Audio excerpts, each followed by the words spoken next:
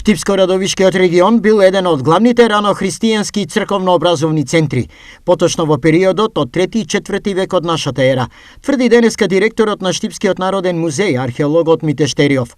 Последните археолошки ископувања во реонот Пилавтепе го потврдуваат ова. На ваква базилика не се очекуваше на овој простор, иако во околината на Пилавтепе веќе имаме регистрирано повеќе такви објекти и можеме да кажеме дека навистина овој простор бил црковен центар во тој период.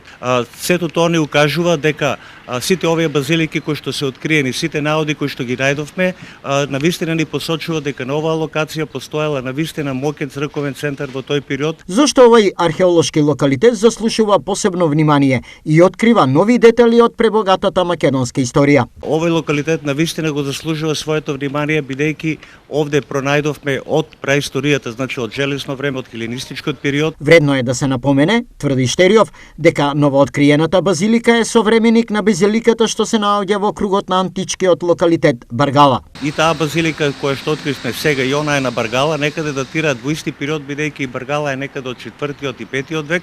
Меѓутоа овде мислам дека е малку порано и навистина представува, бидејќи и наодите, значи најдовме и наоди кои што асоцираат дека се работи на таква базилика украсена, каде што имаме листови од лоза, има капители, значи навистина можеме да го ставиме на рангот од Баргала. Ова, како и претходните археолошки откритија во реоните Гранчарица и Црвена црква кај Крупиште, како и други локации во близина на Штип, се повеќе од потврда дека овој дел од источниот регион бил еден од поважните културни центри во античка Македонија.